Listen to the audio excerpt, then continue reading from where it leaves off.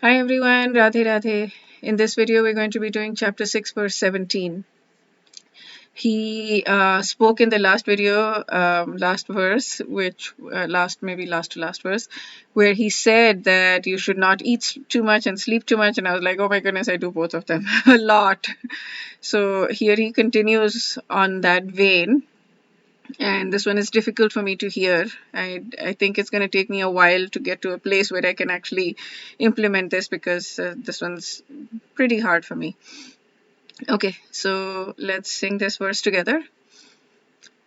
Yuktahari viharasya yuktacheshtasya karmasu yuktasvapnavabodhasya yogo bhavati dukhaha. Okay. Who is regulated in his habits of eating, sleeping, recreation, and work can mitigate all material pains by practicing the yoga system. So he has used the yoga, he's not translated it here. So this one is also very similar in that way.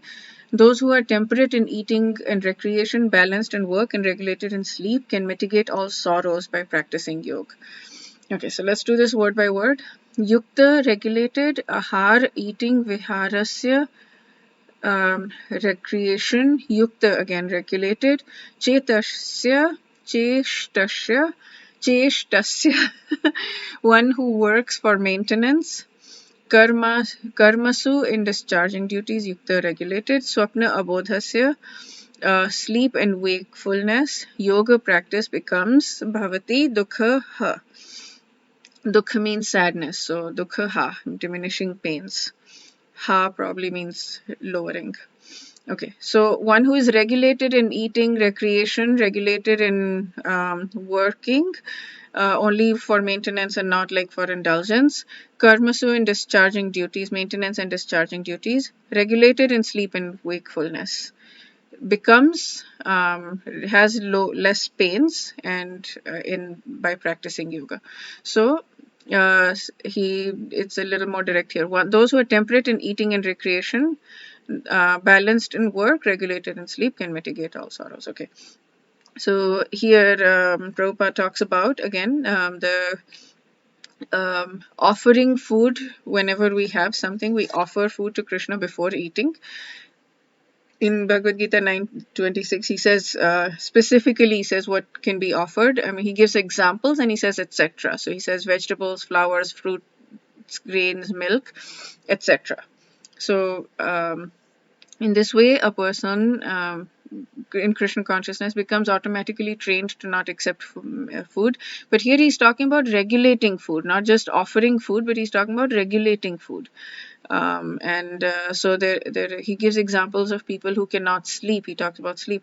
So I love this phrase. He's saying avyartha kalatvam. A Krishna conscious person cannot bear to pass a minute of his life without being engaged in the service of the Lord. There is a story that Radhanath Maharaj had said in one of his lectures about the gopis being really mad at Brahma.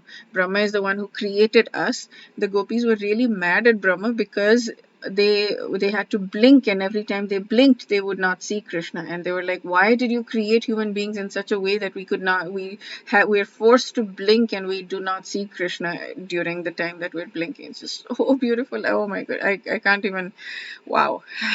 So that's what this is referring to, I guess. Avyartha Kalatvam, a Krishna conscious person, cannot bear to pass a minute of his life without being engaged in the service of the Lord.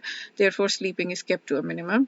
And Srila Rup Goswami could not sleep for more than 2 hours a day, and Thakur Haridas would not even eat or sleep for a moment without finishing his daily routine of chanting. I think he did 192 rounds or something, 300,000 names, I think it was 192 rounds every single day. Oh my goodness. Wow. That's a lot of chanting, just all day basically. He would just be chanting. He was the ultimate in chanting. There's no, and here he talks about again. So Gautam Buddha once he talks about balance, the right balance. So he gave up eating and drinking and was meditating, and he became very emaciated. And there were these group of women that were walking, and they were singing that tie the strings of the guitar tight, but not so tight that they break. So he was like, okay, the that's so much wisdom, and then he decided to do the balance as well. So yes, do not go to a place where you need your sleep, and you need to eat to maintain your body, and you need money to live, and you need whatever, and you have to decide where you are in your current consciousness level, to know what the right spot for you, what the right balance for you is, so that you can do your Krishna consciousness. Because if you are below that, then you will just be worried all the time when your basic needs are not being met, and what you consider to be your basic needs. So I mean, I would not recommend that you try 2 hours of sleep. I'm not trying to for me 8 hours is great. um, that's my basic baseline, and maybe at some point I will be able to, but I'm not even trying at that point, this it's just I want my 8 hours, and I don't want to oversleep. Yes, I mean, for me, oversleeping would mean more than 8 hours. For him, it's 2 hours. So yeah, whatever works. Okay, that's it for this video. We'll do chapter 6, verse 18 in the next video. Wish you a day filled with spiritual growth. Radhe Radhe.